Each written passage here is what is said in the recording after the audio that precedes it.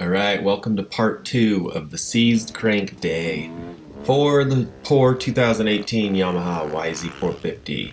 This is the very next day. This is December 29th. Today's actually December 31st, only 2 days after.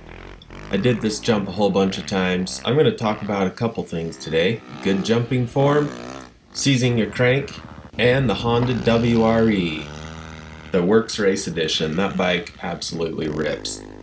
Anyways, conditions right now in Utah are freaking awesome. We're getting absolutely dumped on. This is the first time in several years. Here was a really fun climb. I was just thanking my 3-inch track the whole way up that hill. It was so awesome. But I wanted to talk about jumping form. See my head bob right there? I did not have my fork set up with valved forks, and I did the head bob thing right there too properly for years and years and years, so it's like ingrained in me to lean back and be afraid of my suspension. Oh, gotta say, there's my daughter. She's trying to get some jumps in. She's really loving this snow biking thing, by the way. I'm afraid I have 3 kids now that are hooked on this. Oh, and she hit the only rock in the meadow right there. And there's Joe doing the same thing, also loving it. Anyways, back to the jumping thing. Because I didn't have my fork set up properly for bigger jumps, I was always afraid of the forks diving on me when I landed. Therefore, I'm leaning back. Well, when you lean back, it puts your head in a forward position, and you're... Oh, I gotta cut off here.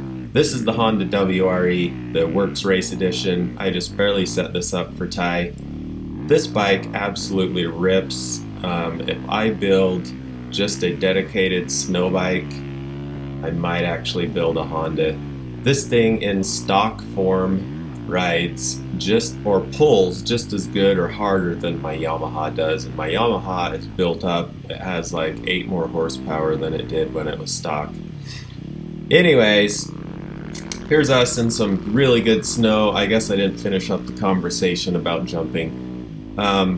I was always leaning back, afraid of my front forks diving on the bigger jumps, and because of that, it's like ingrained in me to lean back when I jump. But don't do that. Get up over the handlebars and kind of drive your front ski in. Your front ski needs to hit first before your track. Otherwise, if the front ski hits second, it somewhat throws your body forward. And then causes your head to also get flopped forward, and then you have a really sore neck like I do right now. Here's some more pics or video of following my daughter around. She's just loving this. Here's a good example of landing. See how my head didn't move at all? Here's that hill climb again. This hill climb was actually pretty sweet. I'm loving that 3-inch track.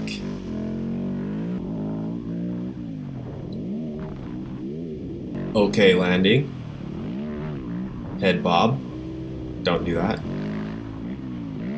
Good landing. My head didn't move. And I only left this shot in here because I love all these powder shots.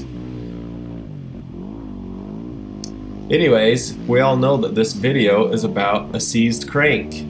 This video is going to take a turn right here. Wait. Listen to this. Hey.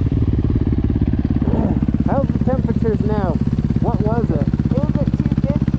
250? Yeah. You gotta keep an eye on it. Don't let it get that hot. Alright, let's go. Okay, I'm going to speed my voice up here so you don't have to see 3 minutes of me being pulled by a sled. Here we go.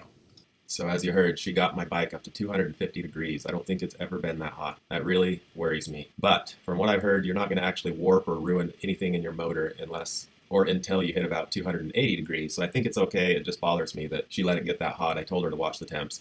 Anyways, as you can see, I'm being pulled by a snowmobile right here. Note how I can ride with one hand almost. Well, I am riding with one hand. That's because we're tied the rope to the foot pegs, not your front ski. If you're getting towed, do not tie it to your front ski or your forks. In the previous video, I talked about all the signs of this bike seizing and how I should have known that it was coming, but I ignored those warning signs. Those warning signs are all listed out in the description below. At first, it started to get hard to start. Then it started not idling very well. Then it started dying under power. And after that, it seized. Okay, but I got to tell you how we even are getting pulled by a sled here. So I'm going to try to keep this story short. So long story short, we were stuck in a meadow.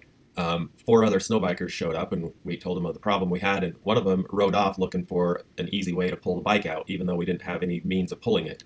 Well, he came back on a snowmobile and we're like, what the heck? And he says, yeah, he rode about a quarter mile away and he found an abandoned rental sled just sitting there in the middle of a meadow. It wasn't stuck or anything, fired right up, and he's like, well, let's borrow this.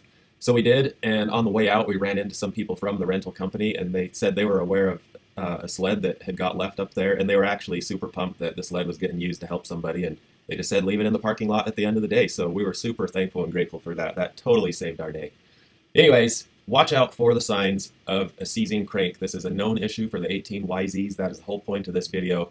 So if you have a 2018 YZ and it's getting harder to start and you're over 100 hours and it's starting to have a tough time idling, or if it dies under power, your time is very limited. Get that thing home and get the crank swapped out. Thanks for watching, everybody. Sorry for a whole lot of video of just me being pulled by a sled, but I had to tell you the story.